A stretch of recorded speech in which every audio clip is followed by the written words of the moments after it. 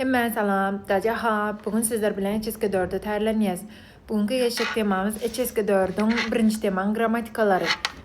Gang gang, gang çay, gang şu üçüň tapawutlaryny öğrenýäs. İlki gang az öň diňe täze şo manylary berýär. Bir işin gysga wagt öň bolup geçenini görkezmek üçin ulanýar. Fiilden öň gelýär. Misal üçin, 我刚吃了饭. Men az öň nahar ýedim. 他刚回家, ol az öň öýe geldi. Gang gang. Gang gang manysy az öň taky häzir ulanylşy bir işin gysga wagt öň tamam bolandygyny ýa-da bolup geçendigini has güýçlü görkezmek üçin ulanýar. Fiilden öň ýa-da soň goýup bolýar. Misal üçin, 我刚刚吃完饭. Men az öň nahary tamamladım. İkinci misalımız, 他刚刚走了. Ol az öň gitdi. Gang çay. Gang çay manysy birkaç pursat ozal az öň manyny berýär. Misal, ulanylşy geçen wagt içinde gysga bir wagtyň dowamında bolup geçen hadisany görkezmek üçin ulanýar. Köplenç cümle wagty görkezýän söz ýaly ulanýar.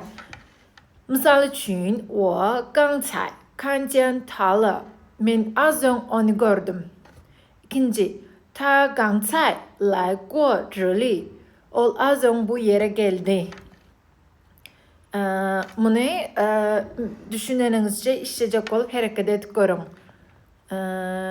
第时 ve ye manysy bolsa da garamazdan. Bu guruluş bir zadyň tersine hem bolsa başka bir zadyň ütgemendigini görkezýär. Ütgemeýändigini. Ulanışı 即时 plus şert bölük plus ye plus neticenin bölüğü. Misal için 即时下雨我们也要去. Yağış yağsa da biz gideceğiz. İkinci 即使他很累他也继续工作. Ol gaty ýadasa da işlemeğe dowam etdirýär. Şolar ýaly edip ulanýar. Üçüncü gramatikamız, bu işlemi özünüz işlersiniz düşünenizce. Üçüncü gramatikamız zai shang. Zai shang. Bu söz birden kän manyda ulanyp bolýar. Yer, tema, hereket ýa-da pikir taýdan. Üstünde, boyunça, da, fizik yer üstünde. Misal üçin bir zat başka bir zadyň üstünde bolsa, misal 桌子上 stolun üstünde tema ýa-da mesele boyunca bolsa bir pikir mesele ýa-da tema hakda. Misal, 工作上 işte, iş babatda, hereket ýagdaý taýdan. Bir tarapdan seredilende belli bir ýagdaýda. Misal, 生活上 durmuş babatda. 书在桌子上 kitap stolun üstünde. 他在工作上很努力. Ol işinde gaty ihlasly.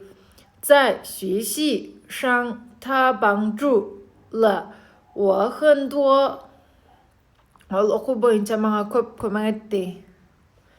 Bugünkü gramatikalarymız şular. Düşünendirsiňiz diýip umyt etýän. Köp sag bolun.